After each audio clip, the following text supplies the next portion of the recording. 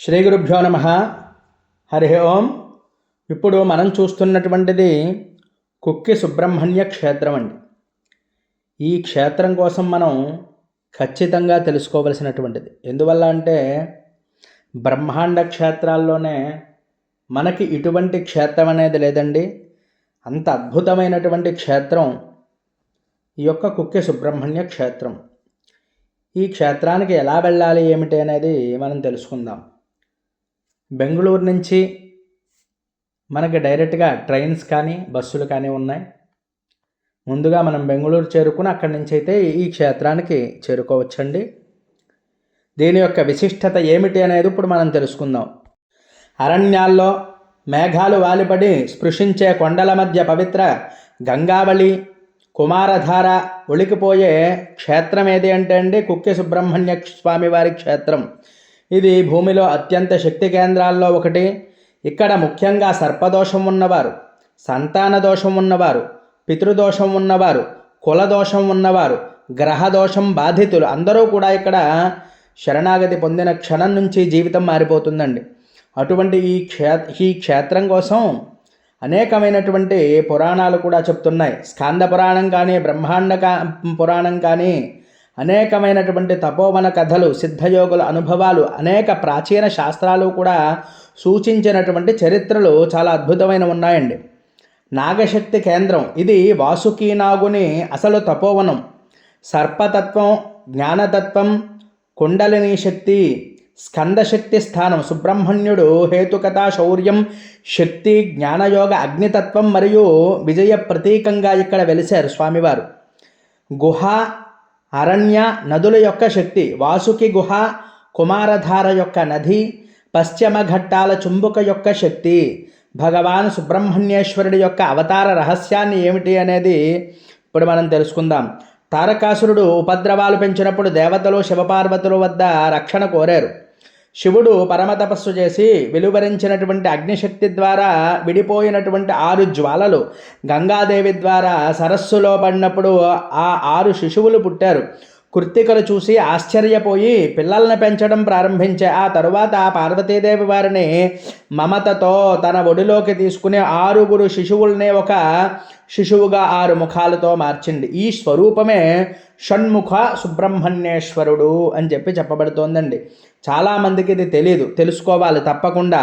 నాగునికి శరణాగతి అసలు కుక్కే చరిత్ర ఏమిటి అనేది చాలామందికి తెలియదు. గరుడు అరణ్యాల్లో విహరిస్తూ, ఇదంతా కూడా ఒకప్పుడు చాలా దట్టమైనటువంటి అరణ్యం. ఇప్పుడంటే అన్ని సౌకర్యాలు కూడా ఉన్నాయండి. ఒకప్పుడు చూసినట్లయితే సుమారుగా ఒక 20 సంవత్సరాల కిందట చూసినప్పుడైతే ఉండడానికి కూడా సరైనటువంటి వసతులు లేనటువంటి పరిస్థితి. అప్పుడు దట్టమైనటువంటి అడవి ప్రాంతం ఇదంతా కూడా. గరుడు అరణ్యాల్లో విహరిస్తూ నాగులను పట్టుకుని వెళ్ళిపోతూ ఉండేవాడు, చంపేస్తూ ఉండేవాడు. నాగవంశం అంతా కూడా నశించిపోతోంది అన్న భయంతో వాసుకి యుగాల తరబడి శివుడి కోసం తపస్సు చేస్తారు. చివరికి శివుడు ప్రత్యక్షమై ఇలా అన్నారు, వాసుకి, నా కుమారుడు నీ రక్షణ కోసం అవతరిస్తాడు. సుబ్రహ్మణ్యుడు ఈ అరణ్యంలో ప్రత్యక్షమయ్యాడు. స్వామిని చూసిన క్షణం వాసుకి చేతులు జోడించి ఇలా అన్నారు, స్వామి, ఈ అరణ్యం మా శరణు, మా వశం, మీ రక్షణ అవసరం మాకు. మీరు మా ఆధారమై నిలవాలి అని చెప్పి సుబ్రహ్మణ్యేశ్వరుణ్ణి కోరగా, ప్రార్థించగా సుబ్రహ్మణ్యేశ్వరుడు వెంటనే తల ఊపి ఆమోదిస్తాడు. ఇది నీ తపోవనం, ఇకపై ఇక్కడికి గరుడు రాడు. ఈ అరణ్యం నాగశక్తి కేంద్రంగా ఉంటుంది. ఈ మాటలతోనే కుక్కే సుబ్రహ్మణ్యం అనేటువంటి క్షేత్రం ఆవిర్భవించింది. కుక్కే అంటే ఏంటి అంటే గుహ. ఇక్కడ సుబ్రహ్మణ్యేశ్వరుడు వాసుకితో కలిసి గుహలో వెలిసారు అని చెప్పి పురాణాలన్నీ కూడా చెప్తున్నారు. అందుకే ఈ క్షేత్రానికి, ఈ ప్రాంతానికి కుక్కే అనేటువంటి పేరు వచ్చింది. సుబ్రహ్మణ్యేశ్వరుడు యొక్క ప్రభావంతో ప్రవహించేటువంటి పవిత్రమైనటువంటి ధార ఇందులో కనుకను స్నానం చేసినట్లయితే దీన్ని కుమారధార అంటారు. జన్మ జన్మాంతర పాపాలు కరిగిపోతాయి, గ్రహ దోషాలన్నీ కూడా శాంతిస్తాయి. భక్తుల నదిలో అడుగు పెట్టగానే మానసిక శాంతి ఏర్పడుతుంది. ఈ సర్ప సంస్కారం అండి ఇక్కడ జరిగేటువంటి ముఖ్యమైనటువంటి సేవలు ఖచ్చితంగా తెలుసుకొని తీరాలి. ఎందువల్ల అంటే ఇక్కడ ముఖ్యంగా జరిగేటువంటిది ఏంటంటే సర్ప సంస్కారం. ఈ సర్ప సంస్కారం అంటే ఏమిటి అంటే పూర్వజన్మలో కుటుంబంలో కనుకను నాగుల పట్ల అంటే పాముల పట్ల ఎవరైనా సరే అపచారాలు చేసినా, సర్పహత్యలు దోషాలు మొదలైనటువంటివి ఉన్నా, సర్పశాపాలున్నా, వంశశాపాలున్నా, మన వంశంలో ఎవరైనా సరే పొరపాటుని తెలిసి కానీ తెలియక కానీ నాగదేవతకి అపకారం చేసిన వారు ఎవరున్నా అటువంటి దోషాలన్నీ కూడా పోయేటువంటి క్షేత్రం ఏదైనా ఉందా అంటే అది ఒక్క కుక్కె సుబ్రహ్మణ్య క్షేత్రం మాత్రమే. అందరూ కూడా దీనిని తెలుసుకోవాలి. అంతేకాకుండా ఇక్కడ ఆశ్లేష బలి అనేటువంటి కార్యక్రమం కూడా జరుగుతూ ఉంటుందండి. ఆశ్లేష నక్షత్రంలో చేసేటువంటి ఈ బలి అత్యంత ప్రభావితమైనటువంటి శక్తి కేంద్రం. ఇక్కడ చాలా అద్భుతంగా జరుగుతూ ఉంటాయండి. అంతేకాకుండా నాగప్రతిష్ఠ, పితృదోషం ఉన్నవారు, సర్పదోషం ఉన్నవారు, కాల సర్పదోషం ఉన్నవారు కూడా మరి ఈ క్షేత్రంలో ఈ నాగప్రతిష్ఠది కూడా చేస్తూ ఉంటారు. ఇక్కడ కుమారధార తీర్థం అండి. ఇక్కడ స్వామికి ఆ కుమారధారలో స్నానం చేసి స్వామిని ఆరాధన చేసినా, ఇక్కడ ఏదైనా తపస్సు అంటే స్వామివారికి ఏదైనా సర్పసూక్తం కానీ అలాగే సుబ్రహ్మణ్య మహామంత్రాలు కానీ జపం చేసినట్లయితే విశేషమైనటువంటి ఫలితాలన్నీ కూడా వస్తూ ఉంటాయి మనకి.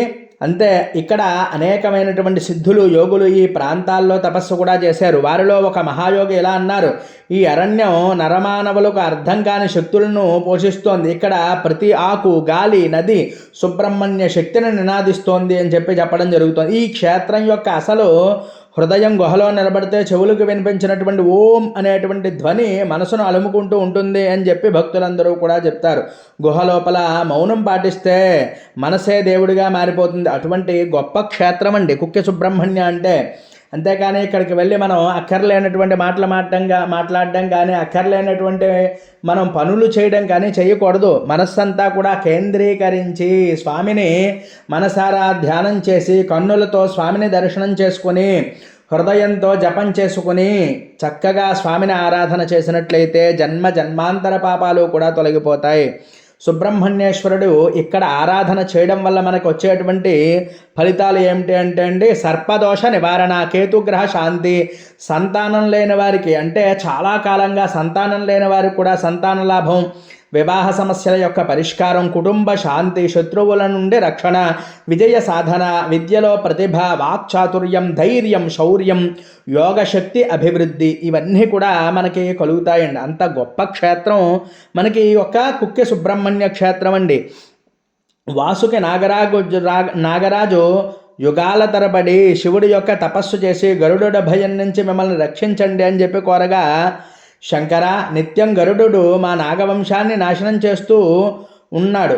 సర్పతత్వం, జ్ఞానతత్వం, జ్ఞానం నశిస్తే లోకం నశిస్తుంది, మాకు రక్షకుడు కావాలి అని చెప్పి అడిగినటువంటి ప్రాంతం కాబట్టి ఇక్కడ ఏదైనా సరే ఒక్కసారి చేసినట్లయితే సుబ్రహ్మణ్యారాధన ఇటువంటివన్నీ కూడా మనకి జన్మాంతర శాపాలన్నీ కూడా తొలగిపోతాయి. అంటే ఇక్కడ శివుడు కూడా మనకి ఒక లింగ రూపంలో కనిపిస్తూ ఉంటాడు. కుక్కె లింగము అని చెప్పి మనకి లోపల దర్శనం ఇస్తుంది. అందరూ కూడా ఆ లింగాన్ని కూడా తప్పకుండా దర్శనం చేసుకోవాలి. వాసుకి అనేటువంటి సర్పాన్ని మరి తప్పకుండా దర్శనం చేసుకోవాలి. బాలసుబ్రహ్మణ్యేశ్వరుడు అండి ఇక్కడ చిన్న రూపంలో ఉంటాడు. అందరూ కూడా ఆ యొక్క స్వామివారిని కూడా మీరు తప్పకుండా దర్శనం చేసుకోవాలి. అటువంటి గొప్ప క్షేత్రం అండి.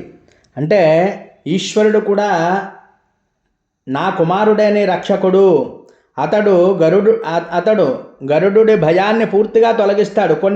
కొంతకాలం తర్వాత అరణ్యంలో ప్రకాశవంతమైనటువంటి శక్తి వెలిగి శక్త్యాయుధం ధరించి 6 ముఖాల దేవుడు ప్రత్యక్షమయ్యాడు. వాసుకి నమస్కారం చేస్తూ ఈ విధంగా అన్నాడు, స్వామి మీరే మా శరణం, మీ ఆశ్రయంతోనే మా వంశం ఇక్కడ బతకగలదు. సుబ్రహ్మణ్యుడు వాసుకి ఈ ప్రాంతాన్ని నిన్ను ఎవ్వరూ కూడా బాధించరు. ఈ అరణ్యం నాగరక్షక కేంద్రం, ఇక్కడ శరణ కోరిన ప్రతి ఒక్కరికి కూడా విముక్తి కలుగుతుంది అని చెప్పి చెప్తాడు సుబ్రహ్మణ్యేశ్వరుడు. ఈ మాటలతో వాసుకి కన్నుల నుండి ఆనంద బాష్పాలన్నీ కూడా వచ్చాయి. ఈ విధంగా ఈ రోజు నుంచి కూడా ఈ అరణ్యం నాగశక్తి కేంద్రం అయింది. మరి అటువంటి గొప్ప క్షేత్రంగా ఇది చెప్పబడుతోందండి. అంటే ఈ యొక్క సర్పజాతి ఏదైతే ఉందో ఆ సర్పజాతినంతా కూడా నాశనమైపోయినటువంటి తరుణంలో చివరగా ఈ వాసుకి అంటే ఏమిటంటే అండి మనకి అష్టనాగులు అనేటువంటివి ఉన్నాయి. ఈ అష్టనాగుల్లో మొట్టమొదటి జాతి ఏది అంటే వాసుకి. కొన్ని జాతులైతే అంతరించిపోయినట్లుగా చెప్పబడుతున్నాయి.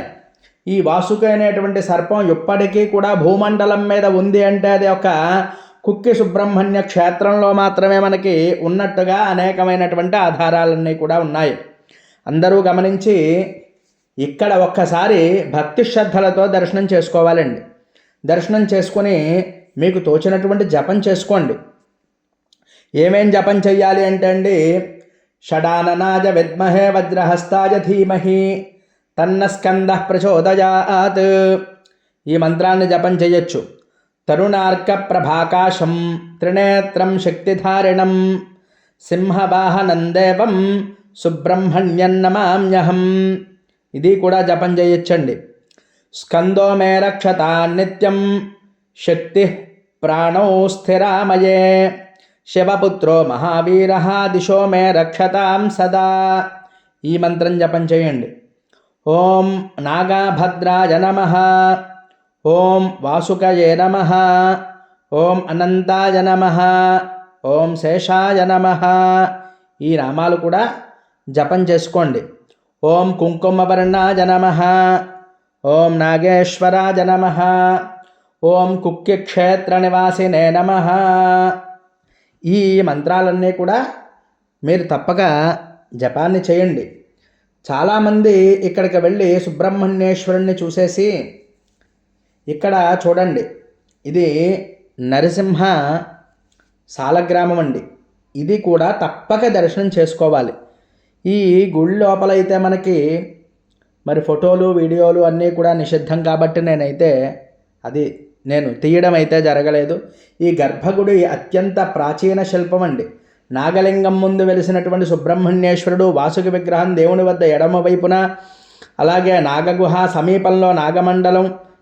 ఇక్కడ రక్తగంధం వాసన వస్తూ ఉంటుంది. అరణ్యంలో గంధమూలికల యొక్క శక్తి వైద్యపరంగా కూడా అద్భుతమైన ప్రభావవంతమైనటువంటి క్షేత్రం.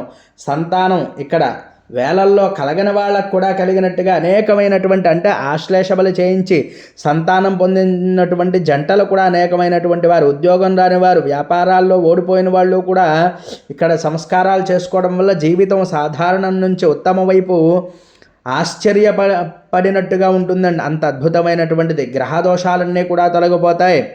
అంతేకాకుండా అద్భుతమైనటువంటి మానసికమైనటువంటి మార్పు కూడా లభిస్తుందండి. అంత గొప్ప క్షేత్రం ఈ కుక్కి సుబ్రహ్మణ్య క్షేత్రము అని చెప్పబడుతోంది.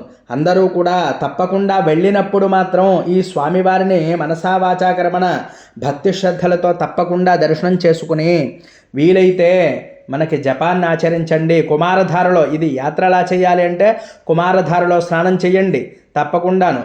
చేసిన తర్వాత మరి ఈ క్షేత్రానికి వెళ్ళి ఈ దర్శనాలు చేసుకోండి. ఆది సుబ్రహ్మణ్యేశ్వరుణ్ణి అలాగే బాలసుబ్రహ్మణ్యేశ్వరుణ్ణి కూడా భక్తి శ్రద్ధలతో మరి దర్శనం చేసుకుని ఇక్కడ సాలగ్రామశిల మొదలైనటువంటివన్నీ కూడా తప్పకుండా దర్శనం చేసుకోవలసినటువంటి క్షేత్రం ఈ కుక్కి సుబ్రహ్మణ్య క్షేత్రం. అందరూ గమనించండి, తప్పక దర్శనం చేసుకోండి.